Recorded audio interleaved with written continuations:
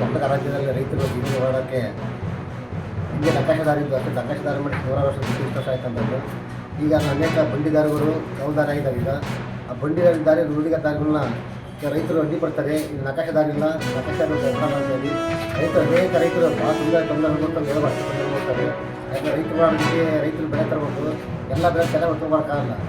ಮತ್ತು ಟ್ಯಾಕ್ಟರ್ ಬಗ್ಗೆ ಹೊರ ತರಲೇಬೇಕು, ಲಾರಿ ಬಗ್ಗೆ ಹೊರ ತರಬೇಕು. ಈಗ ಅದಕ್ಕೆ ಎಲ್ಲ ಕಡೆ ಅಡ್ಡಿಪಟ್ಟು ರೈತ ದೊಡ್ಡ ಸಮಸ್ಯೆ ಆಗ್ತಿದೆ. ಈಗ ಹಿಂದೆ ಕಟ್ಟಿರ್ತಕ್ಕಂಥ ನಕಾಶೆದಾರಿಗಳು, ಗುಡಿಗಾರಿಗಳು ಮತ್ತು ವಣಿಗಾರಿಗಳನ್ನ ಕಂದಾಯ ಸಚಿವರು ಬಂದರೆ ಈಗ ಅವ್ರು ಮನೆ ಕೊಡ್ತೀವಿ. ಈಗ ಗುಡಿಗಾರಿಗಳನ್ನ ಕೂಡಲೇ ಸುಧಾರಣೆ ಮಾಡ್ತೀವಿ. ರಾಜ್ಯ ಪೂರ್ತಿ ರೈತರಿಗೆ ನಕಾಶೆ ಹಾಕಿ ಸೇರಿಸಿ ರೈತ ಅನುಕೂಲ ಮಾಡ್ಕೊಡ್ಬೇಕು. ಈಗ ಅಕ್ಕಪಕ್ಕ ರೈತ ಅನೇಕ ರೈತ ಎಷ್ಟೋ ರೈತರು ಅಂತ ಬೆಳೆ ಕೊಡ್ತಾ ಇದ್ದಾರೆ. ಈಗ ಮತ್ತು ಅಕ್ಕಪಕ್ಕ ರೈತ ಜಗಳ ಮಾಡ್ಕೊಂಡು ಕೋರ್ಟ್ಗೆ ಹೋಗಿದ್ದಾರೆ. ಈಗ ಎಷ್ಟೋ ಜನ ಕೋರ್ಟ್ ಕೇಸ್ ನಡೀತಿದೆ ರೈತ ವಿಚಾರವಾಗಿ. ಎಲ್ಲ ವ್ಯಾಪ್ತಿಗೆ ಕಂದಾಯ ವ್ಯಾಪ್ತಿ ಬರೋದ್ರಿಂದ ಇದಕ್ಕೆ ಅದು ಕೊನೆಗೊಳಿಸಿ ಮುಂದೆ ರೈತ ಯಾರು ತೊಂದರೆ ಆಗದಂಗೆ ಕಾನೂನು ವ್ಯಾಪ್ತಿಯಲ್ಲಿ ಒಳಪಡಿಸೋಣ ರೈತವನ್ನು ಗುಡಿಗಾರಿಗಳನ್ನೆಲ್ಲ ನಕಾಶೆ ಹಾಕ್ತಿದ್ದು ರೈತ ಅನುಕೂಲ ಆಗ್ತಿದ್ದು. ರೈತ ಸಹಾಯ ಮಾಡಿದಾಗ ರೈತರಿಗೆ ಹಿಂದೆ ಯಾವ ತೊಂದರೆ ಆಗ್ತಿದ್ದ ಕೂಡಲೇ ಸರ್ಕಾರದಲ್ಲಿ ಮನೆ ಮಾಡ್ತಾರೆ. ನಾವು ರೈತರಿಗೆ ದೊಡ್ಡ ಸಮಸ್ಯೆ, ಯಾಕಂದ್ರೆ ರೈತರು ಭಾಳ ಸಮಸ್ಯೆ ಆಗ್ತಿದ್ದ ಅವನ್ನೆಲ್ಲ ನಕಾಶೆ ಒತ್ತಾಯ ಮಾಡ್ತೀನಿ. ಅದೇ ರೀತಿ ಚಿತ್ರದುರ್ಗ ಜಿಲ್ಲೆಯಲ್ಲಿ ಬೆಳೆ ವಿಮೆ ಬಿಡುಗಡೆ ಮಾಡಿಲ್ಲ. ಬಿಡುಗಡೆ ಮಾಡಬೇಕು ಕೂಡಲೇ. ಯಾಕಂದರೆ 2025ರಲ್ಲಿ ರಾಜ್ಯ ಬಂದಾಗಲೇ ಚಿತ್ರದುರ್ಗ ತಾಲೂಕು ಜಿಲ್ಲೆಯಲ್ಲಿ ಕೆರೆ ಮೊಳಕುಮೂರು ನೀರು ತಾಲೂಕಲ್ಲಿ ಮಳೆ ಬಂದಿರಲಿಲ್ಲ. ವರ್ಷಗಳಲ್ಲಿ ಶೇಂಗಾ ಪೂರ್ತಿ ನಾಶ ಆಗಿತ್ತು. ಅದೇ ರೀತಿ ಅಕ್ಟೋಬರ್ ತಿಂಗಳ ಆಗಸ್ಟ್ ಮತ್ತು ಅಕ್ಟೋಬರ್ ತಿಂಗಳು ಈರುಳ್ಳಿಗೆ ಮೋಡ ಕೌದ್ಕೊಂಡು ಮುಚ್ಚಿಕೊಂಡು ಈರುಳ್ಳಿ ಪೂರ್ತಿ ನಾಶ ಆಗಿತ್ತು. ಈರುಳ್ಳಿ ಪರಿಹಾರ ಭಾಳ ಕಡಿಮೆ ಕೊಟ್ಟಿದ್ದಾರೆ. ಈಗ ಪರಿಹಾರ ಹಾಗೂ ಬೆಳೆ ಬಿಡುಗಡೆ ಮಾಡೋಕ್ಕೆ ಸರ್ಕಾರ ಒತ್ತಾಯ ಮಾಡೋಕ್ಕೆ ಬಂದಿದೆ. ಈಗ ಕೂಡಲೇ ರೈತ ಮುಖಂಡರಿಗೆ ನಾವು ಒಂದೇ ಸಂಸ್ಥೆಗೆ ಬೆಳೆ ಕೊಡ್ತಿದ್ದೇವೆ.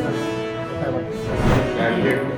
ಸಭೆಯಲ್ಲಿ ಸನ್ಮಾನ್ಯ ಮುಖ್ಯಮಂತ್ರಿಗಳು ಹೇಳಿದ್ದಾರೆ, ಅವರು 56,432 ಹುದ್ದೆಗಳ ಭರ್ತಿ ಮಾಡ್ತೀವಿ, 30 ದಿನಗಳ ಒಳಗಾಗಿ ಪ್ರಕ್ರಿಯೆಯನ್ನು ಪ್ರಾರಂಭಿಸಿದಾಗಿ ಅವರು ಪ್ರಕ್ರಿಯೆಯನ್ನು ಕೊಟ್ಟಿದ್ದಾರೆ. ಮಂತ್ರಿಮಂಡಲದಲ್ಲಿ ಏನು ತೀರ್ಮಾನ ಆಗಿದೆ, ಈ ಒಂದು ತೀರ್ಮಾನದಲ್ಲಿ ಇವತ್ತು ಈ ಪ್ರಕ್ರಿಯೆ ಏನು ನಾವು ಇನ್ನೊಂದು 56,432 ಹುದ್ದೆಗಳು ನಾವು ಭರ್ತಿ ಮಾಡ್ತೀವಿ ಅಂತ ಹೇಳಿರ್ತಕ್ಕಂಥದ್ದು ಖುಷಿ ತರ್ತಕ್ಕಂಥ ವಿಚಾರ. ಆದರೆ ಇದರಲ್ಲಿ ಏನು ಅನ್ಯಾಯ ಆಗ್ತಾಯಿದೆ ಅಂದರೆ, ಇವತ್ತು ನಮ್ಮ ರಾಜ್ಯದಲ್ಲಿ 56 ಇವತ್ತು ಮೀಸಲಾತಿ ಇರ್ತಕ್ಕಂಥ ಎಲ್ಲ SC ಮತ್ತು ಹಿಂದುಳಿದ ವರ್ಗ ಎಲ್ಲವನ್ನು ಸೇರಿ ಎಲ್ಲ ಜಾತಿಗಳನ್ನು ಸೇರಿದರೆ 56% ಮೀಸಲಾತಿ ಕೊಡಬೇಕಾಗಿತ್ತು. ಆದರೆ ಇವತ್ತು ಈ ಒಂದು ನೇಮಕಾತಿಯಲ್ಲಿ ನಾವು ಬರೀ 50%ಗೆ ನಾವು ಇಳಿಸ್ತೀವಿ ಅಂತೇಳಿ ರಾಜ್ಯ ಸರ್ಕಾರದವರು ಹೇಳ್ತಕ್ಕಂಥದ್ದು.